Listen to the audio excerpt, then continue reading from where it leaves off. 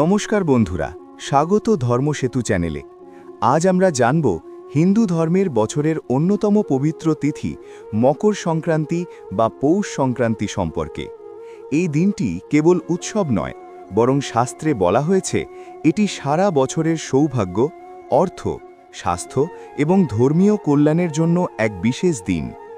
বন্ধুরা, এই ভিডিওটি পুরো দেখুন, কারণ আজ আমরা জানব এই বিশেষ দিনে কি করা উচিত, কি একেবারেই নিষিদ্ধ, কোন ফলটি ঘরে আনলে মা লক্ষ্মীর কৃপা বর্ষিত হয় এবং পরিবারের সকলের জন্য স্বাস্থ্য ও সমৃদ্ধি বজায় থাকে।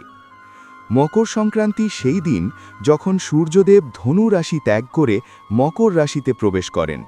শাস্ত্রে বলা হয়েছে এই দিন থেকেই শুরু হয় সূর্যের উত্তরায়ণ, যা দেবতাদের দিন হিসেবে পরিচিত। পুরাণে উল্লেখ আছে উত্তরায়ণ হল দেবতাদের দিন আর দক্ষিণায়ন হল পিতৃলোকের রাত। এই সময় করা দান, জপ, পূজা, স্নান ও ধর্মীয় কাজের ফল বহুগুণ বৃদ্ধি পায়।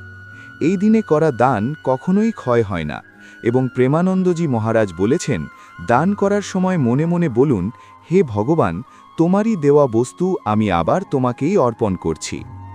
শাস্ত্র অনুযায়ী এই দিনে তিল, গুড় এবং নারকেল অত্যন্ত শুভ। তিল এবং গুড় দিয়ে তৈরি নাড়ু বা অন্যান্য খাদ্য প্রথমে ভগবান বিষ্ণু ও সূর্যদেবকে নিবেদন করুন, তারপর পরিবারের সকলকে ভাগ করে খাওয়ান।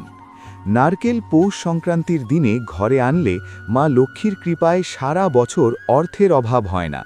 তবে পেঁয়াজ, রসুন, মাছ, মাংস ও ডিম এই দিনে পরিহার করুন। স্নান অত্যন্ত গুরুত্বপূর্ণ। সকাল 5:27 থেকে 6:21 পর্যন্ত ব্রহ্ম মুহূর্তে শুদ্ধ স্নান করলে বিশেষ ফল হয়। শাস্ত্রে বলা হয়েছে স্নানের জলে তিল মিশিয়ে স্নান করলে অতিরিক্ত পুণ্য লাভ হয়।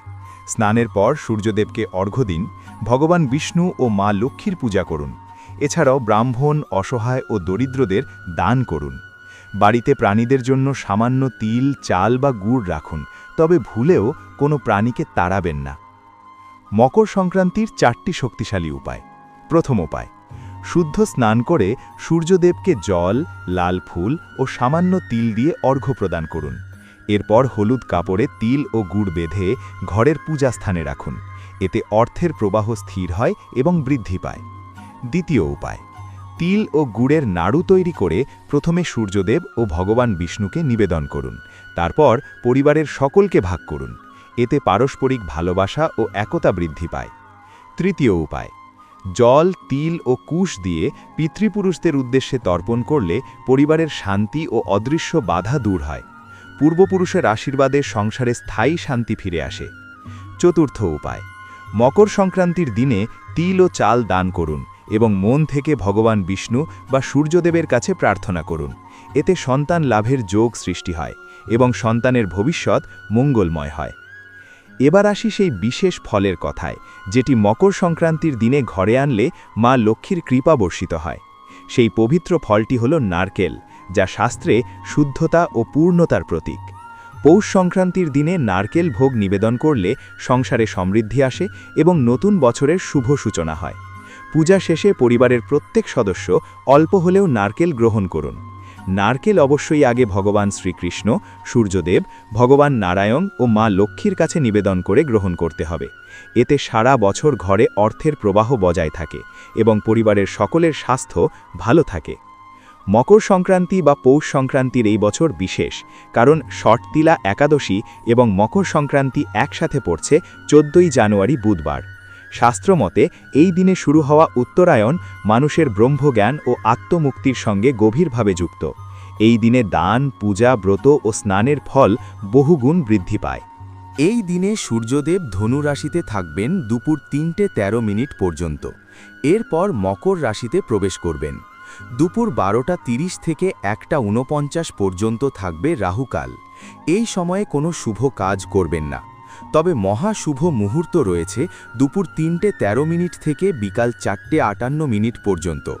এই সময়ে দান, পূজা, ভোগ নিবেদন বা যে কোনো শুভ কাজ করলে ফল অত্যন্ত কল্যাণকর। এছাড়াও ব্রহ্ম মুহূর্ত সকাল 5:27 থেকে 6:21 পর্যন্ত। সূর্যাপাসনা ও বিষ্ণু পূজা সকাল 5:54 থেকে 7:15 পর্যন্ত। এই দিনে সর্বার্থ সিদ্ধিযোগ ও অমৃত সিদ্ধিযোগও একসাথে উপস্থিত থাকবে সকাল 7:15 থেকে রাত 3:33 পর্যন্ত। বিজয় মুহূর্ত দুপুর 2:15 থেকে শুরু। সন্ধ্যাবেলায় পূজা, দীপ প্রজ্বলন ও ভোগ নিবেদন 5:45 থেকে 7টা পর্যন্ত অত্যন্ত শুভ। সংক্রান্তি উৎসবকে অনেক স্থানে পোঙ্গল বা উত্তরায়ণ উৎসব নামেও উদযাপন করা হয়। সূর্যদেব যখন উত্তর দিকে যাত্রা শুরু করেন তখন তিনি মানুষকে অজ্ঞতা থেকে জ্ঞানের পথে পরিচালিত করেন। পৌষ সংক্রান্তিতে পবিত্র নদীতে স্নান অত্যন্ত শুভ।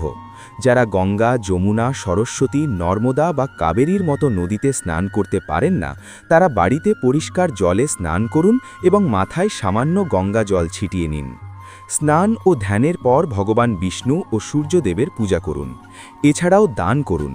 শাস্ত্রে স্পষ্ট বলা হয়েছে, মকর সংক্রান্তির দিনে করা দান কখনোই ক্ষয় হয় না। মকর সংক্রান্তির দিনে অবশ্যই পেঁয়াজ, রসুন, মাছ, মাংস ও ডিম পরিহার করতে হবে। ষট্টিলা একাদশী এবং মকর সংক্রান্তির খিচুড়ি সম্পর্কেও শাস্ত্র পরামর্শ অনুযায়ী দ্বাদশীতে গ্রহণ করলে পূর্ণ ফল লাভ হয়। বাড়িতে নারকেল, তিল ও গুড় রাখুন। ভগবান শ্রীকৃষ্ণ, সূর্যদেব, ভগবান নারায়ণ এবং মা লক্ষ্মীর উদ্দেশ্যে নিবেদন করুন। বন্ধুরা, এই দিনটি পালন করলে সংসারে স্থায়ী শান্তি, সমৃদ্ধি, স্বাস্থ্য এবং সুখ বজায় থাকে। যে কোনো ধরনের ঝগড়া, সহবাস বা নেশাজাত দ্রব্য এই দিনে একেবারেই নিষিদ্ধ। আজকের এই বিশেষ দিনে আমরা শিখলাম পৌষ সংক্রান্তি বা মকর সংক্রান্তির পূর্ণ মাহাত্ম্য, সময়, দান, ব্রত, স্নান, পূজা ও খাবার সম্পর্কিত সমস্ত গুরুত্বপূর্ণ নিয়ম। বন্ধুরা, মকর সংক্রান্তি কেবল একটি উৎসব নয়, এটি আমাদের জীবনে আধ্যাত্মিক জ্ঞান, পরিশুদ্ধ মন এবং পরিবারের সুসমৃদ্ধি আনতে সাহায্য করে। শাস্ত্রে বলা হয়েছে, এই দিনে মানুষের মন এবং দেহ দুটোই বিশেষভাবে শুদ্ধ হয়। যখন সূর্যদেব উত্তরায়ণের পথে যাত্রা শুরু করেন, তখন আমাদের জীবনের অন্ধকার, অজ্ঞতা এবং ভুল পথে থাকা প্রভাবগুলো ধীরে ধীরে কমতে শুরু করে। তাই এই দিনে ব্রত, পূজা, দান এবং স্নান করা কেবল ধর্মীয় পালন নয়, এটি মানসিক ও আধ্যাত্মিক উন্নতির জন্যও অত্যন্ত গুরুত্বপূর্ণ। পৌষ সংক্রান্তির দিনে ঘরে আনতে যে বিশেষ ফলটির কথা আমরা বলেছি, সেটি হলো নারকেল। তবে শুধু নারকেল আনলেই হবে না। নারকেলকে পূজাস্থলে রাখার আগে সূর্যদেব, ভগবান শ্রীকৃষ্ণ, ভগবান নারায়ণ এবং মা লক্ষ্মীর উদ্দেশ্যে নিবেদন করতে হবে। নারকেল পূজার পর পরিবারের প্রত্যেক সদস্যকে অল্প হলেও খেতে হবে, কারণ এতে ঘরের মধ্যে অর্থ, স্বাস্থ্য ও সুখের প্রবাহ স্থায়ী হয়। শাস্ত্রে বলা হয়েছে, নারকেল গ্রহণের মাধ্যমে পরিবারের সকলের মনোবল এবং সুরক্ষা বৃদ্ধি পায়। এই দিনে শাস্ত্রে বিশেষভাবে বলা হয়েছে, প্রাণীদের যত্ন নিলে দেবতা অত্যন্ত প্রসন্ন হন। তাই ঘরে যদি গরু, কুকুর, বিড়াল, পাখি বা অন্য কোনো প্রাণী আসে, তাদের সামান্য চাল, তিল বা গুড় খেতে দিন। এটি ছোট একটি কাজ মনে হলেও ভগবান এই ধরনের দান এবং স্নেহের মাধ্যমে আমাদের প্রতি আশীর্বাদ দেন। বন্ধুরা, ভুলেও এই দিনে প্রাণীকে তাড়াবেন না, কারণ এতে অশুভ প্রভাব পড়তে পারে। মকর সংক্রান্তির দিনে এক ধরনের বিশেষ ধর্মীয় শক্তি কাজ করে, যা বছরের বাকি সময়ের জন্য অর্থ ও সৌভাগ্যের প্রবাহকে স্থায়ী করে। এই জন্য শাস্ত্রে বলা হয়েছে, দান, ব্রত, পূজা, স্নান বা জপ কোনোটিই বৃথা যায় না। বিশেষ করে এই বছরে 14ই জানুয়ারি মকর সংক্রান্তি এবং ষট্টিলা একাদশী একই দিনে পড়ায় দানের এবং ব্রতের ফল বহুগুণ বৃদ্ধি পাবে। বন্ধুরা, শাস্ত্রে বলা হয়েছে, মকর সংক্রান্তির দিন শুধু দান বা খিচুড়ি খাওয়ার নয়, মনোভাব এবং মানসিকতা অত্যন্ত গুরুত্বপূর্ণ। যখন আপনি দান করবেন, তখন মনে মনে বলুন, হে ভগবান, এটি আপনারই দেওয়া, আমি আবার আপনাকেই অর্পণ করছি। এই মনোভাব থাকলে দানের ফল একেবারেই অসাধারণ হয়।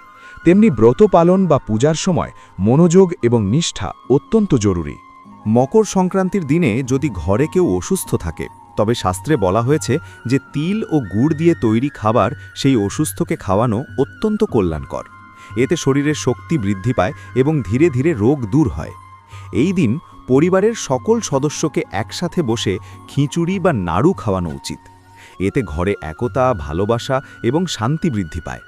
শাস্ত্রে আরও বলা হয়েছে, মকর সংক্রান্তির দিনে জল, তিল ও কুশ দিয়ে পিতৃপুরুষদের উদ্দেশ্যে তর্পণ করলে পূর্বপুরুষের আশীর্বাদ পরিবারের প্রতি প্রবাহিত হয়। এই তর্পণের ফলে সংসারের সমস্ত অদৃশ্য বাধা দূর হয়, শান্তি আসে এবং পরিবারের দীর্ঘমেয়াদী স্থায়িত্ব বজায় থাকে। যারা নিয়মিত এই ধরনের ব্রত ও দান পালন করেন তাদের ঘরে ধনী হওয়ার প্রবণতা এবং সৌভাগ্যের শক্তি বৃদ্ধি পায়। বন্ধুরা, এই দিনে যে বিশেষ শুভ মুহূর্তগুলো আছে সেগুলোও অত্যন্ত গুরুত্বপূর্ণ। সকালে ব্রহ্ম মুহূর্তে স্নান, ভোরবেলার সূর্য পূজা এবং দুপুরের মহাশুভ মুহূর্তে দান বা পূজা করলে সেই কাজের ফল বহুগুণ বৃদ্ধি পায়। শাস্ত্রে বলা হয়েছে এই দিন শুরু হওয়া উত্তরায়ণ কাল মানুষের জীবনের জন্য অত্যন্ত কল্যাণকর। যে কোনো শুভ কাজ এই সময় শুরু করলে সেটির সফলতার সম্ভাবনা অনেক গুণ বৃদ্ধি পায়। এই দিনে সবচেয়ে গুরুত্বপূর্ণ হল সংযম এবং সতর্কতা বজায় রাখা। নেশাজাত দ্রব্য, ঝগড়া, অশ্লীল কথা বা সহবাস সম্পূর্ণভাবে নিষিদ্ধ। যদি মানুষ এই নিয়ম মেনে চলে তাহলে সারা বছর ঘরে শান্তি, স্বাস্থ্য, সৌভাগ্য এবং সমৃদ্ধি বজায় পাকে। এছাড়াও শাস্ত্রে বলা হয়েছে মকর সংক্রান্তির দিনে দান কখনোই অপ্রয়োজনীয় বা ক্ষয় হয় না। বন্ধুরা, এই বিশেষ দিনে পালনীয় কিছু ছোট্ট নিয়ম এবং টোটকা, যেমন নারকেল ভোগ, তিল ও গুড় দান, জল ও কুশ দিয়ে তর্পণ, স্নান এবং পূজা, এগুলো সঠিকভাবে করলে ঘরে অর্থ, স্বাস্থ্য, শান্তি ও সুখের প্রবাহ সারা বছর বজায় থাকে। এই নিয়মগুলো শাস্ত্রে বহু প্রাচীন এবং বহু পরীক্ষিত। বন্ধুরা, আজকের এই ভিডিও থেকে আমরা শিখলাম মকর সংক্রান্তি শুধু উৎসব নয়, এটি আমাদের জীবনের আধ্যাত্মিক উন্নতি, পারিবারিক শান্তি এবং সমৃদ্ধি নিশ্চিত করার একটি মহৎ সুযোগ। আপনারা সবাই ভিডিওটি ভালো লাগলে লাইক, শেয়ার এবং ধর্মসেতু চ্যানেলটি সাবস্ক্রাইব করবেন। ভগবান শ্রীকৃষ্ণ, ভগবান মহাদেব, সূর্যদেব এবং মা লক্ষ্মীনারায়ণের কৃপায় আপনারা সবাই সুস্থ, শান্ত এবং সমৃদ্ধ থাকুন। জয় ভগবান শ্রীকৃষ্ণ, জয় মা লক্ষ্মী, জয় সূর্যদেব, জয় গুরু।